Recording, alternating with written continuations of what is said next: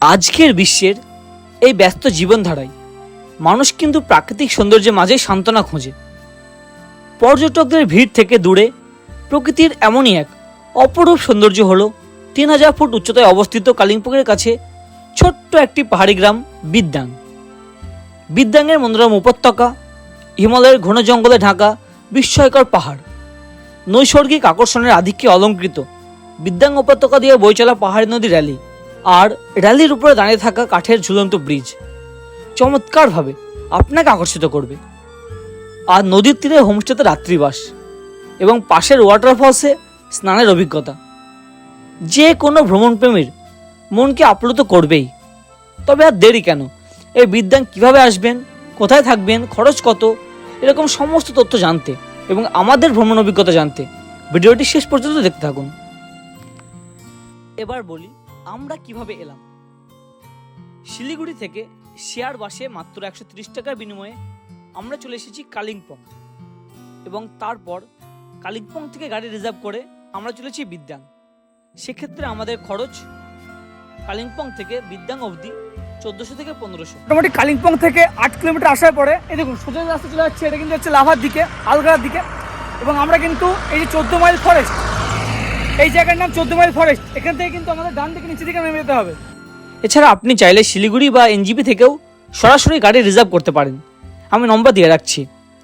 আর যদি বলেন যে পুরোপুরি শেয়ারে বা স্বল্প খরচে কীভাবে আসবেন, সেক্ষেত্রে বলি শিলিগুড়ি থেকে বাসে 130 টাকায় চলে আসুন কালিম্পং এবং কালিম্পং পৌঁছানোর পরে কালিম্পংয়ের সিকে চক মোড়ে কাউকে জিজ্ঞাসা করুন বিদ্যাং লাইনের গাড়ি নিয়ে। এবং এখানে কিন্তু সকাল 11:30টার পরে আপনি প্রচুর গাড়ি পেয়ে যাবেন বিদ্যাংয়ের জন্য। এখানে এসে জানতে পারলাম যে হ্যাঁ, কালিম্পং থেকে কিন্তু বিদ্যাং ভ্যালি আসার শেয়ার গাড়ি চলে, তবে হোমস্টে অবধি না, হোমস্টে থেকে 7 কিলোমিটার ওপর অবধি। এই যে পয়েন্ট আমি আছি বিদ্যাং, কালিম্পং থেকে বিভিন্ন অমনি গাড়ি বা 2-1টা বড় গাড়ি চলে, কিন্তু এই পর্যন্ত নিয়ে আসবে আপনাকে শেয়ারে, সেক্ষেত্রে হয়তো 70-80 টাকা নেবে। তারপরে কিন্তু 7 কিলোমিটার আপনাকে হেঁটে যেতে হবে বাস, তারপরে কিন্তু আপনারা কিছুটা এক্সট্রা টাকা দিলে আপনাকে হোমস্টে পর্যন্ত পৌঁছে দেবে।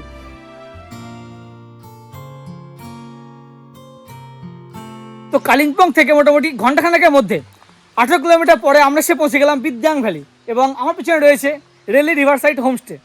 তো বুঝতে পারছেন অনবদ্য প্রাকৃতিক সৌন্দর্যের মধ্যে আমরা দাঁড়িয়ে রয়েছি।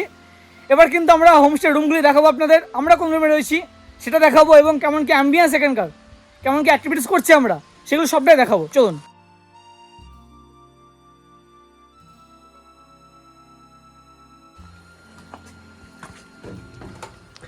হোমস্টে পৌঁছে আমরা চলে এলাম হোমস্টের দ্বিতীয় তলে।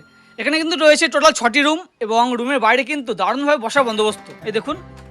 এবং নিচের যে পাটাতন সেটা কিন্তু কাঠের। আমাদের জন্য রয়েছে এই 6 নম্বর রুমটি দেখায়, চলুন। প্রবেশ করলাম, প্রবেশ করার পরে কিন্তু ডবল বেড, এই বেডে 2 জন ভালোভাবে শেয়ার করে থাকা যায় এবং এই বেডে 2 জন। এবং এখানে যেহেতু এখন ঠান্ডা ঠান্ডা ভাব, ওই জন্য কিন্তু ব্ল্যাঙ্কেটের বন্দোবস্ত রয়েছে, একাধিক পিলো, এপাশে রয়েছে একটি টি টেবিল। আচ্ছা, এপাশ থেকে ভিউটা অনেকটা এইরকম জঙ্গলের ভিউ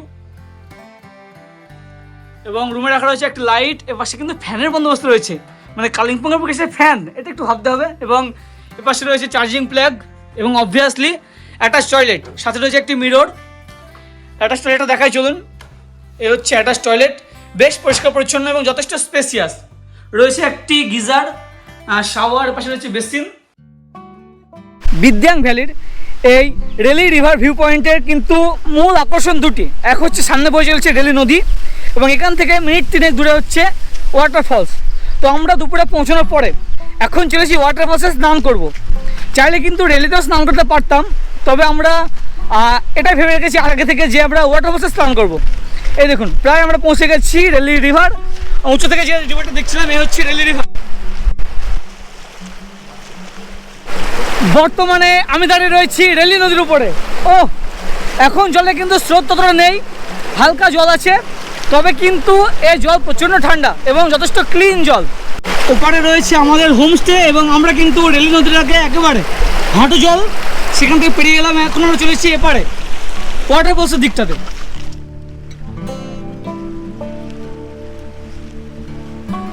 আপনাকে তো বলছিলাম 5 মিনিটও না, 1.5 মিনিট মতো আমরা হেঁটে এলাম এবং তারপরে আমরা পেয়ে গেলাম কিন্তু ওয়াটারফলস, অর্থাৎ রেলি নদীর ওপারে হচ্ছে আমাদের হোমস্টে এবং এপারে হচ্ছে ওয়াটারফলস। এবং এখন কিন্তু এপ্রিলের ফার্স্ট উইকেও কিন্তু যথেষ্ট জলের ফোর্স রয়েছে।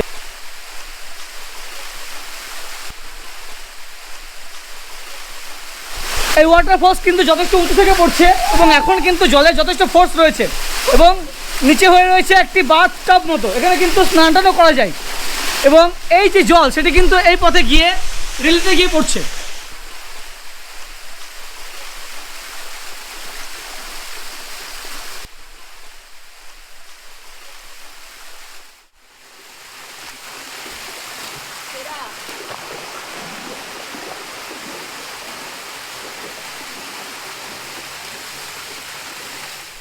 অসামান্য অনুভূতি, সত্যি অসামান্য অনুভূতি। মানে আপনি যদি বিদ্যাঙ্গনে না আসেন অনেক মিস করবেন। মানে আমি কিন্তু এসে পুরো অভিভূত।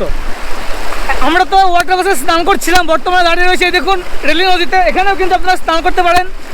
এখন দারুণ ফ্লো রয়েছে এবং জল যথেষ্ট পরিষ্কার।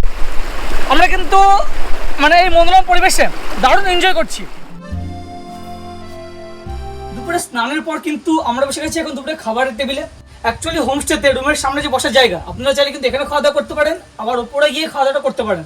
তবে আমরা রুমের সামনে এই অনবদ্য পরিবেশে বসে খাওয়া দাওয়াটা করার সিদ্ধান্ত নিয়েছি এবং এখানে কিন্তু সার্ভ পড়ে গেছে। আজকে খাবারে রয়েছে দুপুরে দেখুন অলরেডি দিয়ে গেছে এখানে। আচ্ছা, আজকে খাবারে রয়েছে, এপাশে রয়েছে ভাত, আর এটা হচ্ছে আন্ডা কারি। আচ্ছা, আন্ডা কারির সাথে দিয়েছে এটা হচ্ছে আলু বরবটির তরকারি এবং তার সাথে রয়েছে ডাল, আর সাথে সালাড এবং পাঁপড়।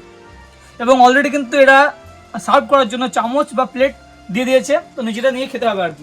আলু চোখা বা আলু ভর্তা, পাহাড়ে কিন্তু দুপুরে এরকমই খাবার দাবার হয়, তো এখন এসে কিন্তু এই আলু চোখা বা আলু ভর্তাটা দিয়ে গেল।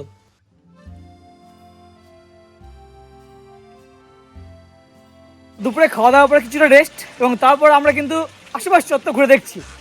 ওই হচ্ছে হোমস্টে, ওখানে আমরা ছিলাম এবং এখন উঠে এসেছি এই যে হোমস্টে মালিক যে বাড়ি, এই হচ্ছে বাড়িটা আর কি। তো এই চত্বর একটু ঘুরে দেখবো এবং এই যে বিদ্যাং ভ্যালির মূল যে আকর্ষণ রেলি নদীর উপর দিয়ে ব্রিজ, সেটি আপনাকে দেখাবো এবং সেখান থেকে কেমন কি ভিউ এই বইকালে সেটি দেখাবো।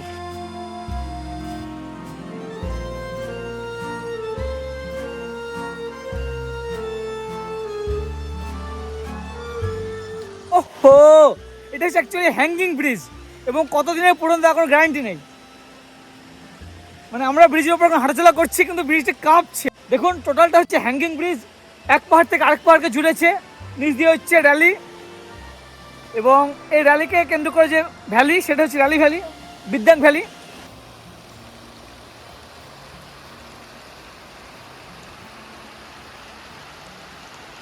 বিদ্যাং ভ্যালির এই ঝুলন্ত ব্রিজের উপর থেকে রেলি রিভারের ভিউ এবং পাহাড়ের ভিউ নিয়ে সূর্যাস্তটা দেখুন, দারুণ লাগছে।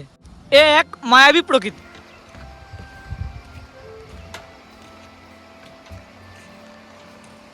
এপ্রিলের প্রথম সপ্তাহে এসে কিন্তু বিদ্যাং ভ্যালিতে ভাগ্য সুপ্রসন্ন, কারণ আমরা পাচ্ছি সুন্দর প্রকৃতি, তার সঙ্গে বৈকালবেলা বৃষ্টি, হালকা হালকা বৃষ্টি পড়ছে। যদি জোরে বৃষ্টি হয় সেটা আপনাকে দেখাতে পারবো। বৃষ্টির অধীর আগ্রহে কিন্তু আমাদের সন্ধ্যা নেমে আসলো এবং সন্ধ্যা নামতেই হোমস্টে থেকে কিন্তু দিয়ে গেল আবার চা এবং ইভিনিং স্ন্যাক্স। ফ্লাক্সে করে চা দিয়ে গেছে এবং ইভিনিং স্ন্যাক্স রয়েছে। আজকে ইভিনিং স্ন্যাক্সে রয়েছে ভেজ পকোড়া।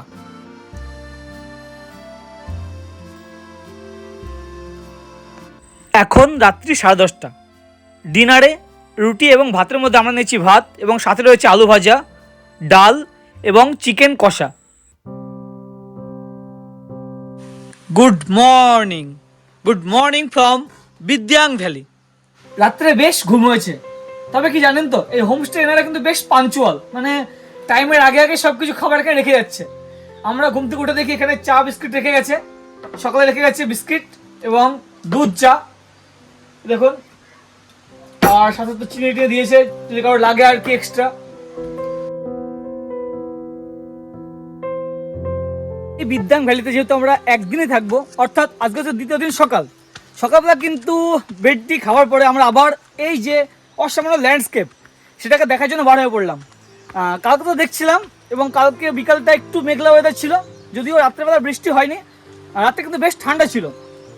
তবে চলুন সকালবেলা কেমন কি ওয়েদার সেটা একটু আপনাকে ঘুরে দেখাই।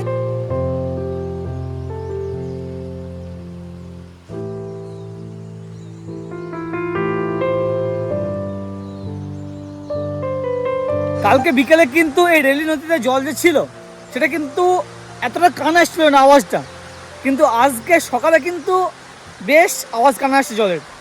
কান পাতুন, শুনতে পাবেন বিভিন্ন পাখির আওয়াজ এবং রেলি দিয়ে বয়ে চলা জলের আওয়াজ। এবার আপনাকে বলি যে এই বিদ্যাং ভ্যালিতে আপনি কোথায় থাকবেন। আমরা তো রয়েছি আমাদের পিছন দিকে রেলি রিভার সাইড যে হোমস্টে সেখানে। এছাড়া কিন্তু রেলি নদীর অপোজিটে রয়েছে বিদ্যাং দুন ভ্যালি নেচার রিট্রিট। তো এখানে কিন্তু এই বিদ্যাং ভ্যালিতে দুটো মাত্র হোমস্টে রয়েছে। আমি দুটোটি নম্বর কিন্তু ডেসক্রিপশন দিয়ে রাখবো, আপনারা চাইলে থাকতে পারেন, কিন্তু খরচটা একটু ডিফারেন্ট। আমরা যে হোমস্টেতে রয়েছি সেই হোমস্টেতে ফুডিং অ্যান্ড লজিং নিয়ে হচ্ছে 1200 টাকা করে, এবং নেচার রিট্রিট যেটা আছে সেখানে কিন্তু 1500 টাকা করে পার হেড ফুডিং লজিং। এছাড়া এখানে কিন্তু রয়েছে এই দেখুন পিছন দিকে ক্যাম্পিং। আপনারা চাইলে কিন্তু এখানে এসে ক্যাম্পিংটা করতে পারেন, রিভার সাইড ক্যাম্পিং। সেক্ষেত্রে অ্যারেঞ্জ করবেন, লোকাল দাদাদের বলবেন, ওনারা কিন্তু ক্যাম্পিং সাইট অ্যারেঞ্জ করে দেবে। তো কালকে বিকালে কিন্তু আমরা এই দুন ভ্যালিতে আসার চিন্তা করেছিলাম, তবে একটু বৃষ্টি বৃষ্টির ভাব থাকায় আমরা আসতে পারিনি। তো আজকে সকালে রেল নদী পার হয়ে আমরা চলে এলাম দুন ভ্যালি। আমরা কিন্তু বিদ্যাং ভ্যালি থেকে সামনে যে পাহাড় সেই পাহাড়ে চলে এসেছি। এটি হচ্ছে দুন ভ্যালি। এই দুন ভ্যালির উপরে যে গ্রামটি রয়েছে, এই রাস্তাটা যে গ্রামে যাচ্ছে সেটা হচ্ছে দুন গ্রাম।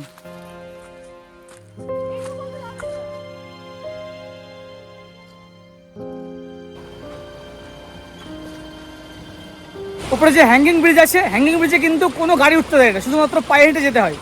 যেহেতু অনেক পুরনো ব্রিজ এবং জায়গায় জায়গায় কিন্তু দেখাচ্ছিল আপনার ক্ষত আছে, সেই কারণে কিন্তু পায়ে হেঁটে ভিন্টেজ ব্রিজ বলতে পারেন। এবং বিদ্যাং ভ্যালি থেকে যারা দুনের দিকে আসে, দুন ভ্যালির দিকে, এভাবে রেলি নদীর উপর দিয়ে কিন্তু হেঁটে যেতে হয় বা গাড়ি নিয়ে যেতে হয়। এবং আপনারা চাইলে উপরে ব্রিজ দিয়ে যেতে পারেন বা রেলির এই যে হাঁটো জল সেখান দিয়ে যেতে পারেন।